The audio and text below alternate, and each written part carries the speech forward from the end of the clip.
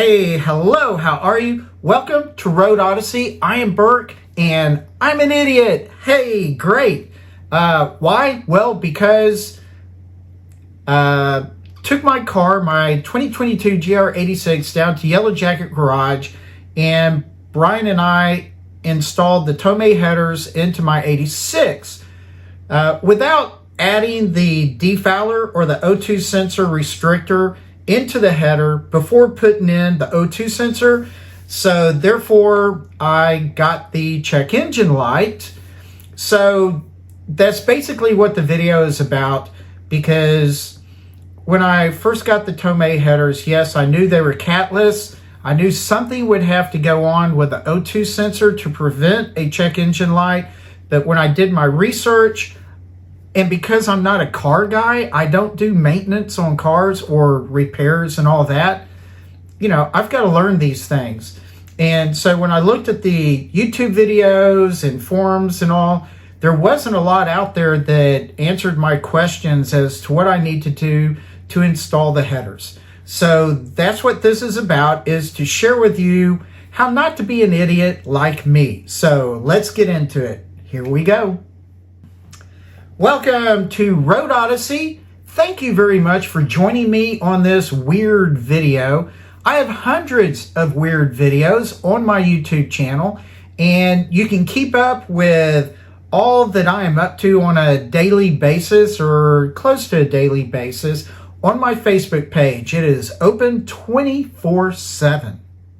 Now, this video is more of a public service announcement relative to the performance headers of a 86 or BRZ.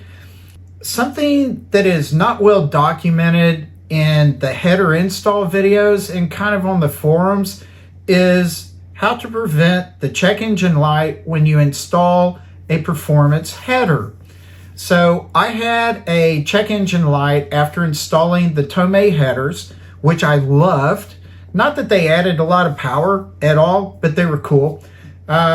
So when we got the header, we simply installed the O2 sensor directly into the header without adding a defouler or a sensor restrictor. So the Tomei header, as with other kinds of brands, have no catalytic converter built into them like the OEM does.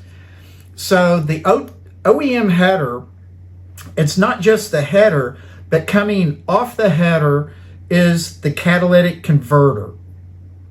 And then from the catalytic converter, it goes to the downpipe, which goes to your exhaust, or the catback exhaust. So the new header, the performance header, has no cat. Therefore, the O2 sensor down from the cat position that would have been there, it won't provide the correct reading. So the fix to this is basically to back the O2 sensor off and away from the header flow. So, and you do that by taking the O2 sensor, and instead of it being dropped down into the header, you bring it out and away from the airflow inside the header, and that just really helps a lot. There are also restrictors on these a little bit, so not as much gas will go up from the header into the O2 sensor. So without fixing this, when I did my header install, I got the check engine light. Again, remember, I am no mechanic at all. I don't work on cars. I watch other people work on cars and the YouTube videos of people working on cars. So I found some information on a couple of YouTube videos that, they vaguely talked about the defoulers. One of the best videos I could find, the guy, he finally mentioned the defouler, which sure the heck would have been really nice to have just seen all the way through the video. But finally, in a second video, I noticed that the guy had a very fast comment about the defouler. he skimmed over the topic a little bit, which it's an obvious thing, but I captured real quickly a picture of the defouler that he had purchased. So it ended up being a Vibrant, or a defouler made by the company Vibrant. From that video, taking that Vibrant part number, went out to the Vibrant website and tried to order it from Vibrant themselves. It didn't work. I went to another website and, well, couldn't buy it there. I went to 86 Speed, which should be a very, very good company to get this kind of stuff from. And the Vibrant defouler was discontinued. So I wasn't getting a warm and fuzzy feeling about getting this particular part, although I looked at options and there are other defoulers available out there. So the J style that I wanted, you don't have to get that, I don't believe. So long as you get something that will extend out from the header that the O2 sensor will go into, and maybe with a little restrictor, you'll be fine. So I tried ordering from Jegs, and I was so happy because the order went through and everything looked great. So for a couple of weeks, I finally got a message from Jegs that said, "Oh, your part number is on back order." So it's like, well, God dang it. A month later, when all of that happened, I finally canceled the order and began hunting for another vendor. Well, with just a generic Google search for a J-style M18 by 1.5 defouler sensor kit, I went to Walmart. Ha! Who would have figured? So the whole kit was less expensive and just as good. It's virtually the exact same thing as you would find on Jegs, Vibrant, whatever. So when the defouler came in, like, I didn't try to get fast shipping or anything. It just came in within 2 weeks, easy. I did the unboxing video, so got a couple of clips of that.